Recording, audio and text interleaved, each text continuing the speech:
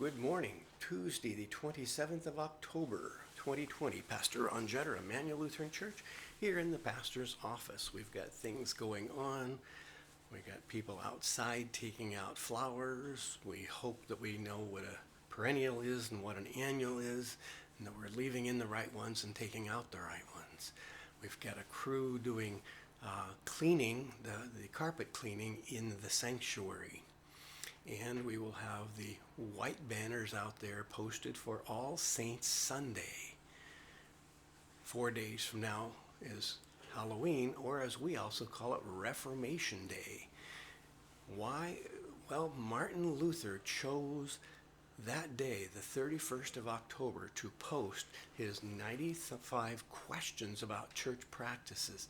He posted them on a church door in Latin so that the scholarly could then enter into a debate. And he no doubt intended that this debate would take place over months or even years.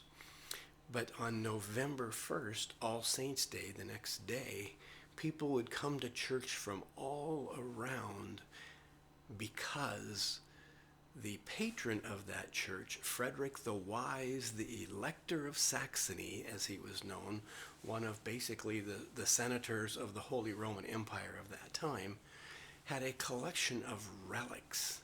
These relics may be things such as a lock of hair from St. Francis himself, the fingernail from St. Mark, a bone from the finger of whoever, of some important person. These little relics or remnants were collected. They were generally encased in little glass bubbles.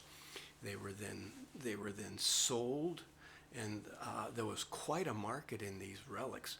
The belief was that by touching one of those or by holding it while you said a prayer, that the excess holiness of this person would somehow transfer to your account. And then the idea was people would come pay money so that they could then, in a sense, have some of the excess holiness that St. Francis didn't need to get into heaven into their account, so that it would lessen their time in purgatory, speed up the time when they or a loved one of their name could get into heaven. And Frederick, the Elector of Saxony, had one of the largest collections, having spent what would be the equivalent of millions of dollars today on these relics.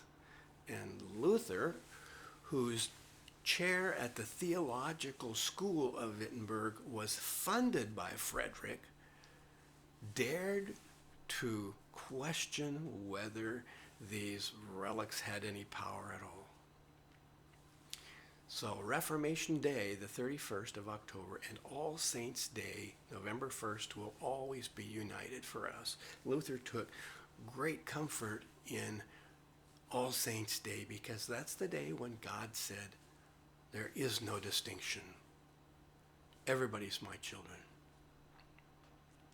Back to Exodus, where there is a distinction. Last time we left it after the fourth plague, and Moses said, okay, Pharaoh, you said after 2 plagues we could go and worship, and then you changed your mind.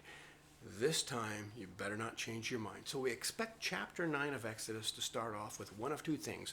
Either Moses and the people going out to do a 3-day worship, or Pharaoh saying, I've changed my mind, you can't do it. It has neither of those. It simply continues as though that whole conversation never happened. We get instead the 5th plague in chapter 9, verses 1 through 7, is really a repeat of the last part of chapter 8, the 4th plague. The Lord said to Moses, go to Pharaoh and say, and Pharaoh will say no, but the Lord's going to make a distinction between the Israelites and their livestock and the Egyptians whose livestock will get a pestilence. Pharaoh found out that none of the livestock of Israel were affected, but his heart was hardened, and he would not let the people go. The Lord said to Moses and Aaron, take handfuls of soot from the kiln, and let Moses throw it in the air in the sight of Pharaoh. It shall become fine dust all over the land, and shall cause festering boils on humans and animals throughout the land. So they took soot from the kiln, stood before Pharaoh, And Moses threw it in the air and caused festering boils. The magicians could not stand before Moses because of the boils, for the boils afflicted the magicians as well as the Egyptians, affected the magicians as well as the Egyptians. But the Lord hardened the heart of Pharaoh. So now we have the fifth and sixth plagues, just like that. And Pharaoh is no longer saying, I'm going to let you go. It seems as though we are working up to something else.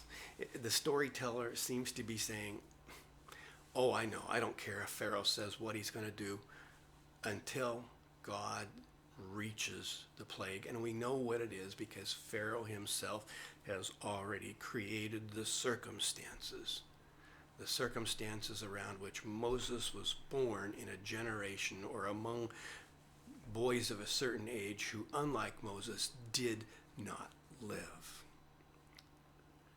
What is the 10th plague and how do we know it's 10? Well, I'm getting ahead of myself. We're still only on 7th now.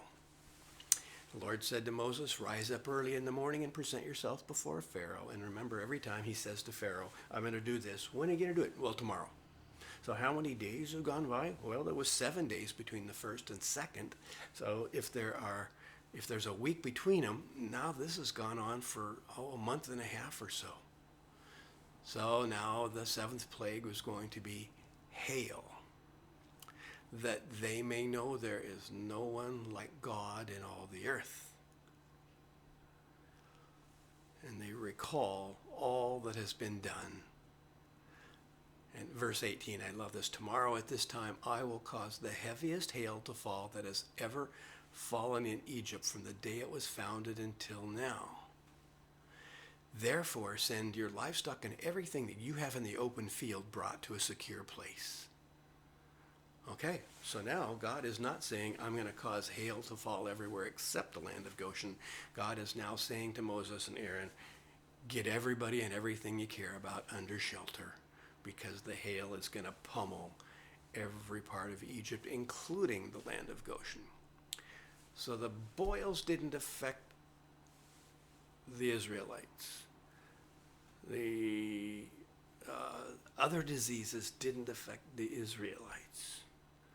But somehow the hail, it's kind of funny, I guess, weather happens everywhere. Although I remember a couple of years ago, a band of hail came through, and it was only about a half a mile wide, but in that half a mile, it caused all sorts of damage. People who had the tops of their trailers, their travel trailers, the little see-through domes that you have on them, they were shattered, they were dented, car windows were broken, all sorts of damage done. But it was a very skinny, and it was about 8 miles from southwest to northeast. This is not the case.